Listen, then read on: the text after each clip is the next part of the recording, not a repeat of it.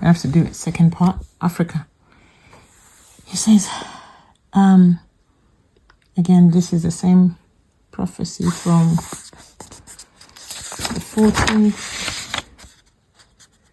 the 14th of February 2025, Friday, 3 a.m. And then continuing. The part about Africa. I am rearranging the continent. I will expose all the evil, corrupt leaders. I will expose the puppets and will cause the people to rise up and remove them. Chase them out of the continent so that their position will be given to my chosen, who will rebuild Africa to make it the first. As I say, the first shall be the last. Africa's time to arise is at hand. I will stir up the West, that they will cause my people to return home. It is like their policies will cause the land of the West to vomit out my people to the place I prepare for them. Like Jonah, they will not go willingly, but like the storm I caused on the boat that led to Jonah being thrown into the sea and the whale swallowing him, and after 3 days spitting him out to the place I had commanded him to go. So shall it be with the Africans in the West. Many are not awake, and this because of the trauma they suffered while back in Africa. They will not go willingly. They will protest in the streets, on jobs. They will band together and refuse to work. All these will not work, for it is I who create the storm that rocks the boat ship, which causes them to be thrown into the sea. By this, I will cause situations to arise, heinous crimes committed by the blacks, ethnic minority. This will embolden the far right.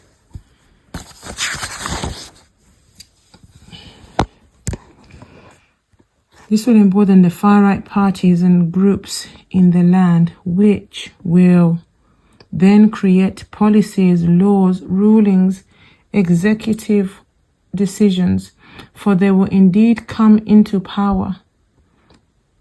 And just like Amin, that's Idi Amin of Uganda, gave Indians days to leave, so will my people be given days to leave the UK. The Reform Party will shortly come into power. I will create the circumstances that remove the current leading party, Labour, which will create a way for them to come into power. Now, like Pharaoh, when he released the Hebrews, when he realized the Hebrews had gone and there was no one to clean their cities, homes, hospitals, the work positions formerly held by Africans, they will try to allure Africans back, but it will be too late, because the Africans will build their own homes, land, that they will no longer desire anything from the West. Africa will begin to lead in many disciplines, and they will have the resources to fund the building of the continent, that the West will no longer be a master of Africa. Thus saith the Lord. To be continued. There are many things that God was still showing me. And then today, I learned in the news, and that's why I went to literally look for all my books. You can see all my books. To find, and put this on, to find when my brother told me about this. So this is talking about the Reform Party. Let me play this. In the UK coming into power or winning the local elections.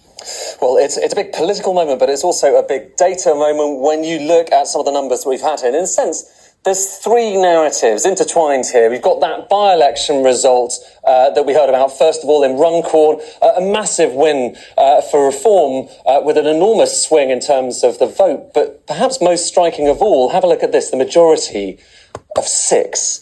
That is basically the tightest we have ever seen. And I want to show you, actually, let me show you just a bit of historical context here. Looking back at the closest by-elections in modern history, in living memory, there is really nothing to compare with it. Maybe something kind of about 100 years ago, but nonetheless, 6. These are all really tight results. This is an incredibly knife-edge result. We've never seen anything at all like it, but nonetheless, it went for Reform. So that by-election starting that particular story. And then, of course, we've had all these mayoral results as well. And again, it's Reform in Greater Lincolnshire, Reform in Hull and East Yorkshire as well. The Conservatives, they're hanging on in Cambridgeshire and Peterborough. And actually, in the west of England, Labour doing better than expected. The Greens not doing quite as well as expected. But still, just look at that light blue there. And if we look at this, not just the mayoral results, not just that by-election, but also the share of seats in the local elections, because here you're talking about across the shires in England.